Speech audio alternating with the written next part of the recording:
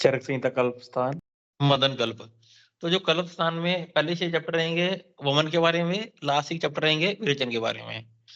तो जो भी हम फर्स्ट चैप्टर में जरक साइंस उत्तर स्थान में जो औषधियां पढ़ के आए हैं वमन के लिए, है ना, विरेचन के लिए मदन फल जीमूतक इक्ष्वाकु धमार्ग कुटे कृत वेदन, सेम षड विरेचन शताश्रिती अध्याय में जो 600 विरेचन योग बोल लेते, है ना, वमन की औषधियां और सॉरी वमन के योग और विरेचन के योग मिला के टोटल 600 बनेंगे।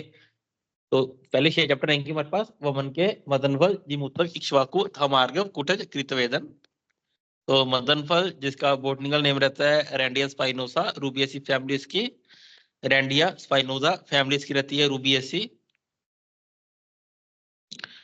तत्र दोषर्णम ऊर्ध्व भागम वमन संज्ञकम, ऊर्ध्व भाग से दोषों को निकालना वमन कहा जाता है। अधो भागम विरेचन संज्ञकम, अधो भाग से दोषों को बाहर निकालना कोल्ड विरेचन। उभय भाग शरीरम मल विरिच्याद विरेचन संज्ञा लभते। वो कह रहे हैं उभय भाग से, ठीक है, शरीर से मलों को बाहर निकालना, उसको हम विरेचन संज्ञा दे सकते हैं। मतलब कि वमन भी विरेचन का ही संज्ञा कहा जाता है। अगर हम बोले ऊर्ध्व विरेचन उसको वमन ही बोला जाता है। उभयम वा शरीरम मल विरेचना नाम विरेचन संज्ञा लभते। नेक्स्ट देखिए श्लोक नंबर 5 कि जो वमन द्रव्यों के ऊपरी भाग से निकलने तथा विरेचन द्रव्यों के अधो भाग से निकलने का कारण क्या है। क्या होता है कि वमन द्रव्य ऊपर से निकलता है और विरेचन द्रव्य नीचे से ही निकलेगा। आचार्य कह रहे हैं तत्र उष्ण तीक्ष्ण सूक्ष्म विवाही विकासी औषधानि स्ववीरेण हृदय उपपेत्य धमनी अनुसृत्य स्थूल अनुस्रोतेभ्यो केवलम शरीरगतम दोष संघात अग्नेत्वात् विशन्ति तीक्ष्णत्वात् विशन्दिति स विशिन्न परिप्लवन। तो समझना मेरी बात को, पहले चार क्या करना चाहते हैं यहाँ पे कि अपने उष्ण तीक्ष्ण सूक्ष्म विवाही और विकासी, ठीक है, इन गुणों के कारण, अपने तीक्ष्ण गुण के कारण, सूक्ष्म गुण के कारण, उष्ण विवाही और विकासी, उष्ण तीक्ष्ण सूक्ष्म उष्ण विकासी, ये 5 याद रखना, ठीक है, उष्ण तीक्ष्ण सूक्ष्म विकासी और विवाही गुण वाली औषधियां अपने वीर्य में, ठीक है, स्ववीर्य मतलब अपने वीर्य के द्वारा, हृदय उपत्य हृदय में जाकर, धमनी अनुसृत्य धमनियों में अनुसरण करती हुई, स्थूल अनुस्रोतेभ्यो धमनियों में अनुसरण करती हुई, स्थूल और अनुस्रोतों में जाकर शरीर में दोष समूह को, ठीक है, शरीर में जितने भी दोष पड़े हुए हैं अपने उष्ण गुण के कारण दोषों को विलीन करती हैं, ठीक है। उष्णता के कारण क्या करेंगी, दोषों को विलीन करेंगी। तीक्ष्ण गुण के कारण दोषों का छेदन कर्म करती हैं। तीक्ष्ण्यात विशन्दिति मतलब तीक्ष्ण गुण के कारण दोषों का छेदन कर्म करने वाली, और सूक्ष्म होने के कारण, ठीक है, उन औषधियों में सूक्ष्म गुण होने के कारण वो क्या है, जितनी भी औषधियां हैं, ठीक है, दोषों को आमाशय तक लेकर आती हैं। देखो तीक्ष्ण होने से दोषों का छेदन करने वाली, विच्छिन्न हुआ दोष इधर उधर गमन करता हुआ स्नेह से भावित होकर शरीर में स्नेह से चिकने हुए गिले मिट्टी के पात्र में रखे हुए मधु की तरह कहीं भी संश्लिष्ट न होते हुए सूक्ष्म भागों से संचरित होने कारण कोष्ठ में गमनोमुख होकर आमाशय में आकर आमाशय में पहुंचता है, ठीक है। अब यहाँ पे क्या कहते हैं आचार्य कि परिप्लवरम स्नेह भावित है काय स्नेह आभक्त भाजन स्व इव, मतलब कि हम वमन विरेचन से पहले स्नेहन कर्म करते हैं। स्नेहन कर्म क्यों करते हैं, स्नेहन कर्म इसलिए करते हैं ताकि जो भी वमन विरेचन की हम औषध पान करवाएंगे वो अपने उष्ण तीक्ष्ण सूक्ष्म विवाही विकासी गुण के कारण, जब औषधि उष्ण गुण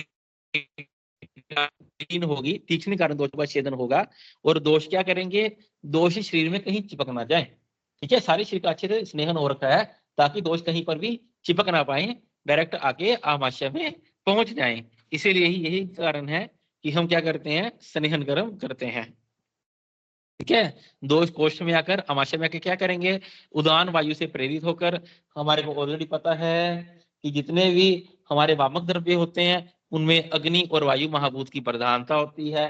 सूत्र सांख्य अपन पूर्व में पढ़कर आ रखे हैं। वामक द्रव्यों में अग्नि और वायु की प्रधानता रहती है, विरेचन द्रव्यों में जल और पृथ्वी महाभूत की प्रधानता रहती है। उदान वायु से प्रेरित होकर अग्नि और वायु के उत्कर्ष के कारण ऊर्ध्व भाग से दोषों का हरण होता है, और इसी प्रकार विरेचन द्रव्यों में जल और पृथ्वी महाभूत के कारण, ठीक है, अधो भाग से दोष बाहर निकलते हैं। तो याद रखना, चाहे विरेचन की औषधि हो चाहे वमन की औषधि हो, उसमें उष्ण तीक्ष्ण सूक्ष्म विवाही विकासी ये 5 गुण रहेंगे, जिसमें से उष्ण गुण क्या करेगा, दोषों को विलीन करने वाला, तीक्ष्ण गुण दोषों का छेदन करने वाला, और सूक्ष्म गुण के कारण दोष क्या पहुंचेंगे, आमाशय में आके पहुंचेंगे। नेक्स्ट देखो, तत्र फल, फल इधर सोने मदन फल, जिमूतक इक्ष्वाकु धमार्ग कुटे कृतवे।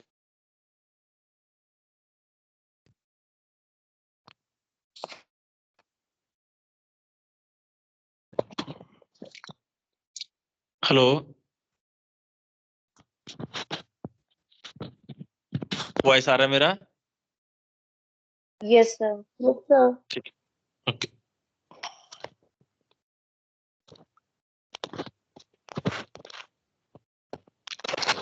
श्लोक नंबर 6 में कहते जा रहे हैं हमारे को, तत्र फल, फल मतलब मदन फल, फल मीनिंग मदन फल, जिमूतक इक्ष्वाकु धामार्ग कुटज कृत वेदन। 6 चैप्टर पढ़ेंगे हम, जो हमारे पास कौन से होंगे, वमन कल्प होंगे, ठीक है, मदन फल कल्प, जिमूतक कल्प, इक्ष्वाकु कल्प, धमार्ग कुटज कृत वेदन। नेक्स्ट आएंगे हमारे पास विरेचन के, विरेचन के बाद कौन कौन से आएंगे विरेचन वाले, श्यामा, त्रिवृत, चतुरंगुल, तिलवक, महावृक्ष, सप्तला, शंखिनी, दंती, द्रवंती। तो श्यामा, त्रिवृत, चतुरंगुल, तिलवक, महावृक्ष, सप्तला, शंखिनी एक चैप्टर में, और दंती द्रवंती का वर्णन एक चैप्टर में। 6 चैप्टर मदन, 6 चैप्टर वमन के, 6 चैप्टर विरेचन के, ठीक है। श्यामा, त्रिवृत, चतुरंगुल, तिलवक, महावृक्ष, सप्तला, शंखिनी एंड दंती द्रवंती, ये आएंगे एक चैप्टर में। तो वमन की टोटल 6 औषधियों का वर्णन कर रहे हैं, और विरेचन की टोटल 9 औषधियां हैं। विरेचन की टोटल 9 औषधियां हैं। षड विरेचन योग शतानी व्याख्या से टोटल 600 योग बनेंगे इनके, टोटल इनके 600 योग बनते हैं, हमारे को पता है ऑलरेडी। नेक्स्ट देखो, त्रिविध खरु देश, यहाँ कहते हैं देश 3 प्रकार का होता है, जांगल, अनूप, साधारण इति। 3 प्रकार का देश रहता है, जांगल देश, अनूप देश, साधारण देश, ठीक है। जांगल देश में वात पित्त की प्रधानता रहती है, अनूप में वात कफ की प्रधानता रहती है, ठीक है ना। तो कैसे पहचान करें जांगल कौन सा, साधारण कौन सा, सेम चीज हम विमानसान में पढ़कर आएंगे, यहाँ फिर से बता रहे हैं। तत्र जांगलम पर्या आकाश भूयिष्ठ तरुण भूरपी च। आचार्य कह रहे हैं जांगल देश में, ठीक है, भूमि ज्यादा मिलती है, जमीन अधिक देखने को मिलती है, तरु भी अपी च कदर, मतलब कि वहां पे पेड़ पौधे, ठीक है, जंगल में सॉरी, आचार्य कह रहे हैं हमारे को तत्र जंगल भूयिष्ठ, पर्याकाश भूयिष्ठ मतलब कि भूमि अधिक देखने को मिलेगी, ठीक है, भूमि अधिक देखने को मिलेगी। और तो फिर कह रहे हैं तरु भीर अपीच, तरु भीर अपी कौन कौन से पेड़ पौधे वहां पे मिलेंगे हमारे को, वहां पे कौन कौन से पेड़ पौधे मिलेंगे, खदिर, असन, अश्वकर्ण, धव, तिनिश, शलकी, साल, सोमवल्लक, बदर, तिंदुक, अश्वत्थ, वट, आमलकी, ठीक है। ये सब हमारे को कहा मिलेंगे जंगल में। कुकुब is the sound of Arjun, कुकुब कहते हैं अर्जुन को, और शिंचपा, ये सब हमारे को मिलेंगे जंगल देश में पेड़ पौधे। याद रखना, स्थिर शुष्क पवन, वहां की जो वायु चलेगी, ठीक है, शुष्क, शुष्क मतलब कि सूखी हवा चलेगी वहां पे, ठीक है। जो लोग होंगे वहां पे स्थिर होंगे, स्थिर मतलब वहां के जो प्राणी होंगे स्थिर शरीर वाले होंगे। शुष्क पवन, जो वायु चलेगी वहां पे शुष्क चलेगी। बल विद्युमान प्रनृत्य तरुण विटप, इसका क्या मतलब है, कि इसका मतलब है कि वहां पे एक तो जो वायु चल रही है, शुष्क वायु चल रही है, ठीक है, वहां के लोगों के शरीर स्थिर है, और जितने भी वे स्थिर और कठिन शरीर वाले होते हैं, जंगल देश खुला हुआ होता है। बेल आदि कंटीले ऐसे पेड़ वहां पे होती हैं जिससे दिशाएं खुली होती हैं। क्या कह रहे हैं वहां पे, कि बल विद्युमान प्रनृत्य तरुण विटप, ठीक है, छोटे छोटे पेड़ पौधे वहां पे दिखते हैं। नेक्स्ट आता है हमारे पास क्या, वात पित्त बहुल, जंगल देश में वात पित्त की प्रधानता रहती है। स्थिर कठिन मनुष्य प्रायोग्य, और वहां के लोग कैसे होते हैं, स्थिर और कठिन शरीर वाले मनुष्य होते हैं। तो याद क्या रखना, आप 2 चीजें याद रखना, एक तो जंगल देश में वात पित्त की प्रधानता रहती है, वहां के लोग कैसे होंगे, स्थिर कठिन मनुष्य होंगे। वहां पे पेड़ पौधे कौन से देखने को मिलेंगे हमारे को, खदीर, अश्वकर्ण, धव, तिनिश, शलकी, साल, सोमवल्लक, बदर, तिंदुक, अश्वत्थ, इनको एक बार रीड कर लेना कौन कौन से पेड़ रहेंगे। नेक्स्ट रहेगा हमारे पास क्या, अनुपदेश, अनुपदेश कहा जाता है कोस्टल एरिया को, कोस्टल एरिया को, या फिर यहाँ पर पानी ज्यादा मिलता हो उसको अनुपदेश बोलते हैं। तो अनुपदेश में चारे मार्ग को क्या कह रहे हैं, कि अथा अनूपो खीतानल, माल, नारिकेल, कदली। वहां पे पेड़ पौधे कौन से मिलेंगे हमारे को अधिक? नारिकेल और कदली के। कोकोनट और कदली कहते हैं केले को। ठीक है। फिर कह रहे हैं सरित समुद्र पर्यंत प्राय, वहां पे नदियां और समुद्र बहुत अधिक देखने को मिलते हैं। कहाँ? अनुप्रदेश में शिशिर पवन बहुल, ठंडी ठंडी हवाएं अधिक चलती हैं। ठीक है, इतना सा याद रखना अनुप्रदेश के लिए। और अनुप्रदेश में वात कफ की प्रधानता रहती है। ठीक है, सुकुमार पुरुष, वहां के जो लोग रहते हैं अनुप्रदेश के, बहुत सेंसिटिव रहते हैं। सेंसिटिव लोग होते हैं वहां पे, सुकुमार होते हैं और पवन कफ प्रायोग के, और वहां पे वायु और कफ की प्रधानता रहती है। साधारण देश में स्थिर सुकुमार, वहां पे दोनों ही लोग मिलेंगे। ठीक है, स्थिर लोग मिले हमारे को जंगल में, सुकुमार मिले अनूप में। तो साधारण में दोनों टाइप के लोग मिलेंगे, स्थिर सुकुमार। उत्पन्न, ये किसके लिए है हमारे पास? साधारण के लिए। स्थिर और सुकुमार दोनों वैरायटी मिलेगी वहां पे। बल युक्त, वर्ण युक्त और संहरण युक्त होते हैं साधारण देश के। नेक्स्ट आ रही है हमारे पास तत्र देशे साधारण जंगले च यथा कालम शिशिर आदप पवन सलिल सेवित है। अब यहाँ पे बताएंगे कि कहाँ की औषधि कलेक्ट करनी चाहिए हमारे को। ठीक है, जंगल या साधारण देश में यहाँ पर यथा समय शीत धूप वायु जल से युक्त हो, भूमि समतल हो, पवित्र हो, दक्षिण भाग में जलाशय हो। कोई जरूरत इन सब चीजों को याद रखने की। अब याद रखना स्निग्ध कृष्ण मधुर मृत्तिका, सुवर्ण मधर सुवर्ण वर्ण मधु मृत्तिका। वाह। ठीक है, यहाँ से भी हमने औषधियां कलेक्ट करनी है। इधर स्निग्ध कृष्ण मधुर मृत्तिका होनी चाहिए वहां की। ठीक है, मिट्टी कैसी होनी चाहिए? स्निग्ध होनी चाहिए, कृष्ण होनी चाहिए और मधुर रस की होनी चाहिए। स्निग्ध कृष्ण मधुर मृत्तिका या फिर स्वर्ण वर्ण मधुर मृत्तिका। ठीक है, मिट्टी का रस कौन कैसा होना चाहिए? मधुर होना चाहिए। आइदर स्निग्ध और कृष्ण वर्ण की या फिर स्वर्ण वर्ण की मृत्तिका होनी चाहिए। किसमें? यहां से भी हमने औषधि कलेक्ट करनी है। अब बताते हैं औषधि से ग्रहण करनी है, कौन सा पार्ट औषधि का कैसे कलेक्ट करेंगे। तो यहाँ कहते हैं चारे हमारे को जो श्लोक नंबर 10 है सारा इसी में। सेकंड लाइन देखिए इसकी, शाखा पलाश। ठीक है, जो शाखा पलाश कहते हैं पत्तों को, पलाश कहा जाता है पत्तों को। ठीक है, शाखा पलाश अचिर प्रौढ़म वर्षा वसंत और ग्रहयम, वर्षा और वसंत ऋतु में इसको ग्रहण करेंगे। शाखा और पलाश को वर्षा और वसंत में ग्रहण करेंगे। शाखा और पलाश को वर्षा और वसंत में संग्रहण करेंगे। प्ररूढ़ कहा जाता है जो छोटे छोटे लीव्स की बड़ी निकलती हैं। ठीक है, उसको प्ररूढ़ बोला जाता है। वसंत और वर्षा में कलेक्ट करेंगे। ग्रीष्म में मूलानी शिशिरेवा, ग्रीष्म ऋतु में या शिशिर ऋतु में मूल को, रूट को संग्रहण करना है, आइए ग्रीष्म या शिशिर ऋतु में। शाखा प्रवाल को कब करेंगे हम? वसंत वर्षा में। वसंत में क्या होता है? वसंत में नए नए पत्ते उगते हैं। ठीक है, और किसी प्लांट्स की वर्षा में नए पत्ते उगते हैं, इसलिए कह रहे हैं शाखा प्रवाल है वसंत और वर्षा में लेंगे। मूल को शिशिर या ग्रीष्म में भाई। ठीक है, गर्मी में क्या होता है? गर्मी के मौसम में सबसे अधिक गर्मी पड़ने के कारण प्लांट्स को पानी नहीं मिल पाता। प्लांट्स को पानी नहीं मिल पाता है गर्मी के कारण, जिस कारण से प्लांट्स की रूट से सबसे ज्यादा एक्टिविटी रहती हैं वाटर की ऑब्जॉर्प्शन के लिए। ठीक है, गर्मी के मौसम में प्लांट्स की रूट्स होती हैं सबसे अधिक एक्टिविटी रहती हैं पानी की खोज के लिए, कि हम ज्यादा से ज्यादा पानी भूमि से अब्जॉर्ब कर सके। इसलिए कह रहे हैं कि जो भी मूल कलेक्ट करनी है हमने, आइदर ग्रीष्म में या फिर शिशिर में कलेक्ट करेंगे। त्वक कंदक शीर शरद ऋतु में। ठीक है, शरदी त्वक कंद शीरानी, शरद ऋतु में त्वक कंद शीर को कलेक्ट करेंगे। इसमें भी एक्सेप्शन है। कल देखो इसको, त्वक कंद शीर शरद ऋतु में कलेक्ट करेंगे। हेमंते सारानी, जो सार होगा प्लांट का उसको हेमंत ऋतु में। ठीक है, और पुष्प फल यथा ऋतु, पुष्प फल फ्लावर एंड फ्रूट्स जिस मौसम में तब कलेक्ट करनी चाहिए। दो त्वक कंदक शीर सब शरद ऋतु में, लेकिन एक्सेप्ट सुनूही क्षीर। सुनूही क्षीर, ठीक है, जो सुनूही क्षीर रहता है उसको शिशिर ऋतु में कलेक्ट करना है। सुनूही क्षीर को शिशिर ऋतु में कलेक्ट करेंगे। सुनूही क्षीर को शिशिर ऋतु में कलेक्ट करेंगे, बाकी सबको हम शरद में कलेक्ट करेंगे। नेक्स्ट देखिए, शुक्लवासा संपूज्य देवता अश्विनो गो ब्राह्मणाश्च कृतवास प्राग मुख उदक मुखोवा ग्रहणीत। जो हमने औषधि कलेक्ट करनी है, शुक्लवासा व्हाइट कलर के कपड़े पहनने हैं, आइधर उत्तर दिशा की ओर मुख करके, प्राग कहते हैं इधर पूर्व दिशा में मुख करके, ठीक है, पूर्व दिशा में या उत्तर दिशा में मुख करके औषध संग्रहण करेंगे।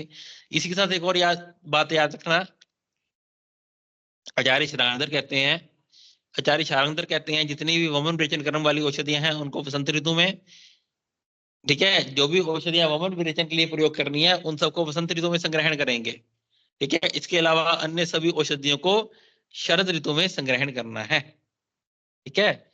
इसके अलावा अन्य सब औषधियों को शरद ऋतु में संग्रहण करेंगे, लेकिन वमन कर्म विरेचन कर्म के लिए जो औषधियां होंगी उनको वसंत में संग्रहण करेंगे। एक और याद रखो राजनिघंटु का भी याद रखो। राजनिघंटु क्या कहते हैं, पंचु कंद मूल पुष्प पत्र, पंचु मतलब पंचांग, पंचु कंद मूल पुष्प पत्र, पंचु कंद पुष्प आएगा फिर पत्र आएगा, पंचु कंदमूल पुष्प पत्र शरद से लेकर, ठीक है, शरद से लेकर ग्रीष्म तक, ठीक है, शरद से लेकर ग्रीष्म रिस्पेक्टिवली, शरद हेमंत शिशिर वसंत ग्रीष्म। पंचांग कलेक्ट करेंगे शरद ऋतु में, ठीक है, पंचांग कलेक्ट करेंगे शरद ऋतु में। हेमंत में कंद, शिशिर में मूल। पुष्प कब कलेक्ट करेंगे हम, पुष्प कलेक्ट करेंगे कब, वर्षा में, सॉरी वसंत में, पुष्प कलेक्ट करेंगे वसंत में। और ग्रीष्म में पत्र, पंचु कंद मूल पुष्प पत्र रिस्पेक्टिवली शरद हेमंत शिशिर वसंत ग्रीष्म। तो राजनिघंटु शारंगधर चरक तीनों का इंपॉर्टेंट है, कोई भी एग्जामिनर पूछ लेता है।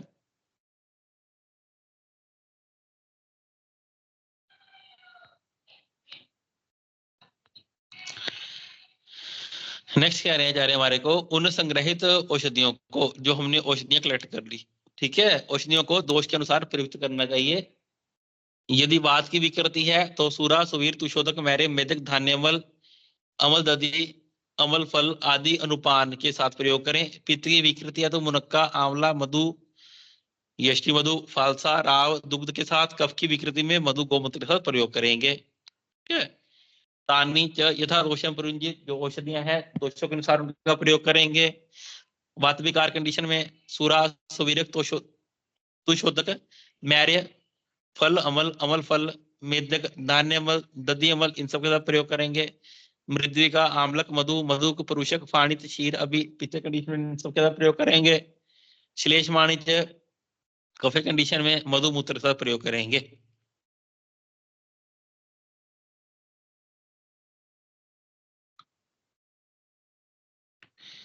कुछ चीजें लिखना इसी के साथ ही, जो मदन फल रहता है, मदन फल की फल पिपली का प्रयोग करते हैं, मदन फल की फल पिपली का प्रयोग किया जाता है।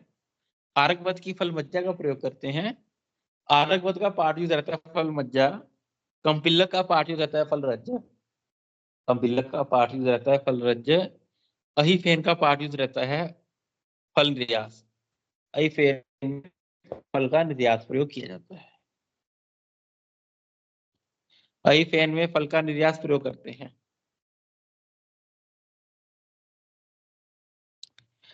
वमन द्रव्यानाम मदन फलानि श्रेष्ठम अचक्षते, सभी प्रकार के वमन द्रव्यों में मदन फल श्रेष्ठ है।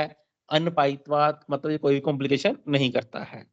तानी वसंत ग्रीष्म और अंतरे, तो मदन फल को कलेक्ट कब करना है, मदन फल को कलेक्ट कब करना है, वसंत और ग्रीष्म की ऋतु संधि में।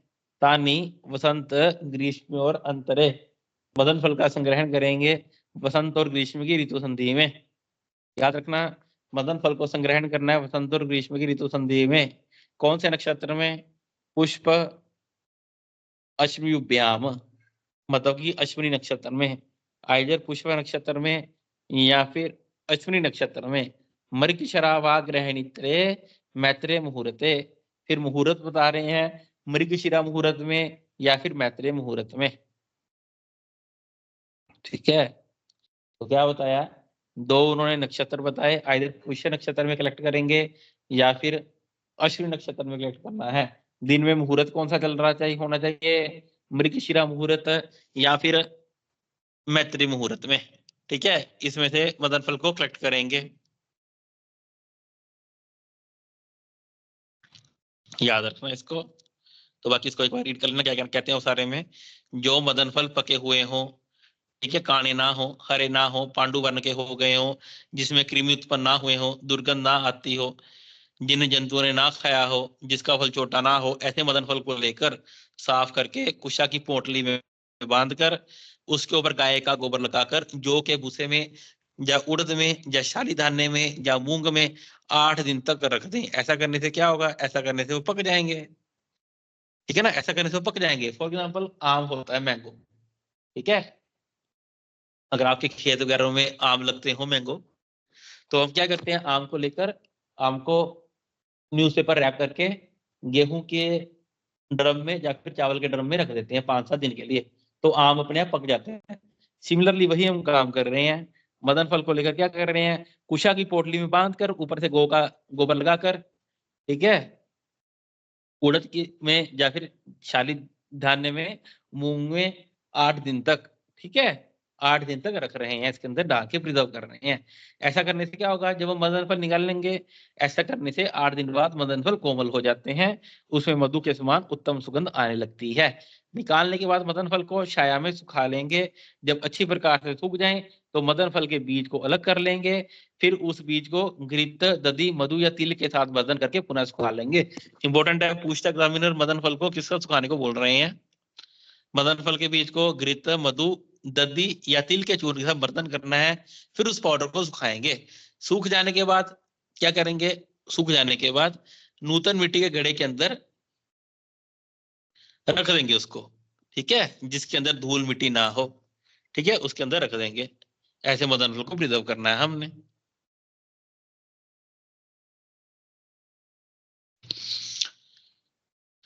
तासाम फल पिपली नाम अंतर्मुष्टि, मदन फल की डोज कितनी है, मदन फल पिपली की डोज कितनी है, तासाम फल पिपली नाम अंतर नखपुष्टि, अंतर नखपुष्टि प्रमाण है डोज मदन फल की, मदन फल की डोज है अंतर नखपुष्टि, अंतर नखमुष्टि प्रमाण है, मदन फल की डोज है अंतर नखमुष्टि प्रमाण। फिर देखो कुछ वमनोपग महक क्षय बता रहे हैं हमारे को, यष्टि मधु क्षय, कोविदार, नीप, विदुल, बिंबी, शनपुष्पी, सदापुष्पी, प्रत्यय, ये वमनोपग महाक्षय है, ठीक है, वमनोपग महाक्षय, स्वेदोपग महाक्षय, आस्थापनोपग, अनुवासनोपग, ये महाक्षय याद रहना चाहिए, इनके सभी सभी द्रव्य। नेक्स्ट देखिए लास्ट में क्या कह रहे हैं, सेकंड लास्ट लाइन, हीन वेगन तू, यदि मदन फल का हीन वेग हो जाता है, ठीक है, अवर वेग होता है, तो क्या करेंगे, हीन वेगम तू पिपली आमलक सर्ष बचा कल्क लवन उदके पुनः पुनः पर पुनः पुनः परवर्तेत पित्त दर्शनात्। यदि वमन करवाया हमने, उसका हीन वेग हो गया, तो क्या करेंगे, पिपली आमलक सर्ष बचा कल्क, इसको क्या करेंगे, लवन उदक, नमक वाले पानी में डाल के बार बार पीना है, वमन करवाना है, तब तक करवाना है जब तक पित्त दर्शन ना हो जाए, ठीक है, जब तक पित्त ना दिखने लग जाए। याद रखना, हीन वेगम तो पिपली आमलक सर्ष बचा कल्क, लवन उदक के साथ पान करवाएंगे। आचार्य भागवत अष्टांग कृत्य कहते हैं कणा धात्री सर्षपादी, कणा कहते हैं पिपली को, कणा धात्री कहते हैं आमलकी को, सर्षप आदि इसका पान करवाना है, कणा धात्री सर्षप आदि का पान करवाएंगे, कणा धात्री पिपली आदि, कणा धात्री सर्षप आदि का पान करवाएंगे, कणा धात्री सर्षप आदि लिख लेना। भागवत कहते हैं कणा धात्री सर्षप आदि का पान करवाना है। एक ही चैप्टर करेंगे आज। नंबर 15 में सर्वेशु तु मधु सैंधवम कफ विलयन छेदनार्थम वमनेशु विद्यात, वो कहते हैं सभी कर्मों के लिए, ठीक है, कफ विलयन के लिए, ठीक है, कफ के विलयन के लिए, कफ को छेदन कर्म करने के लिए मधु सैंधव का प्रयोग किया जाएगा। सर्वेशु तु मधु सैंधव कफ विलयन छेदनार्थम वमनेशु विद्यात, कफ का विलयन कर्म करने के लिए, छेदन कर्म करने के लिए मधु सैंधव का प्रयोग करेंगे। सर्वेशु तु मधु सैंधव कफ विलयन छेदनार्थम वमनेशु विद्यात। नेक्स्ट देखिए, नाच उष्ण अविरोधो मधु नाछर्दन योगस्युक्तस्य अपरिपक्वत्वात्। अब यहाँ पे कह रहे हैं कि नाच उष्ण, कि हम पढ़कर आए थे कि मधु को उष्ण नहीं करना चाहिए, है ना, मधु को गर्म नहीं करते, लेकिन वमन के लिए हम क्या कर रहे हैं, वमन के लिए तो कर रहे हैं हम, है ना, गर्म जल में मधु मिलाकर दे रहे हैं। तो उसके लिए कह रहे हैं कि यहाँ पर जो होता है मधु बिना पके ही, ठीक है, मधु बिना पके ही बाहर आ जाता है। जैसे हम मधु का पान करते हैं तो बिना डाइजेशन हुए ही वो बाहर आ जाता है। देखो ये कह रहे हैं कि वमन द्रव्य के क्वाथ सर्वदा गर्म ही पिलाया जाता है, उसमें मधु मिलाना विरोधी नहीं है। मतलब कि अगर हम उसमें वमन द्रव्य में मधु मिलाते हैं उसमें उससे कोई भी कॉम्प्लिकेशन नहीं होने वाली। क्यों? क्योंकि वमन औषधियों के साथ पिलाया गया मधु शरीर से बिना पचे ही बाहर निकल जाता है। नेक्स्ट देखिए,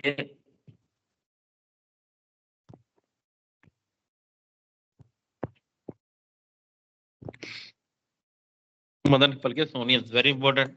27 मदन फल के पर्याय, मदन, करहाट, राठ, पिंडितक, फल, श्वसन।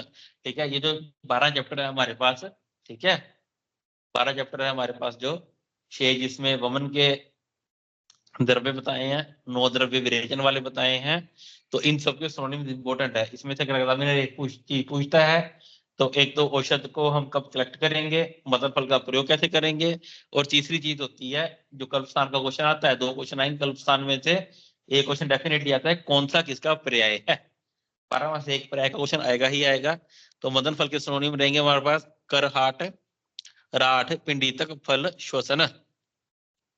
ठीक है, प्रकाश याद रखना लेना, पर ककवाश प्रकाश से, प फॉर पिंडितक, र फॉर राठ, क फॉर करहाट, क फॉर करहाट, श फॉर श्वसन, श फॉर श्वसन। तो एक एक्स्ट्रा लिखो विष पुष्पक, विष पुष्पक यहाँ लिखा हुआ, विष Pushpak is also synonym of Madan फल, विष Pushpak is also synonym of Madan फल, विष Pushpak also synonym of Madan फल। मदन फल के पर्यायवाची क्या रहेंगे हमारे पास, मदन, करहाट, राठ, पिंडितक, प्रकाश याद, पर ककवाट, प फॉर पिंडितक, र फॉर राठ, क फॉर करहाट, श फॉर श्वसन, एंड विष पुष्पक, विष पुष्पक। और मदन फल के टोटल 133 योग आए यहाँ पर हमारे पास। 133 योग कैसे हैं वो होते हैं, वात के द्वारा मदन फल का प्रयोग, मात्रा के द्वारा 8 योग, दूध के द्वारा, घृत के द्वारा 5 योग, फानी से 1 योग, चूर्ण से 1 योग, नशे से 1 योग, नो नीड टू लर्न, इसको पढ़ने की कोई जरूरत नहीं है, इतना याद रखना। टोटल 133 योग आए मदन फल के, और मदन फल के सोनियम याद रखना। इति अग्निवेशित तंत्रे चरक प्रतिसंस्कृते अप्राप्ते दृढ़बल संपूरिते कल्प स्थाने मदन फल कल्पना प्रथम अध्याय समाप्तम।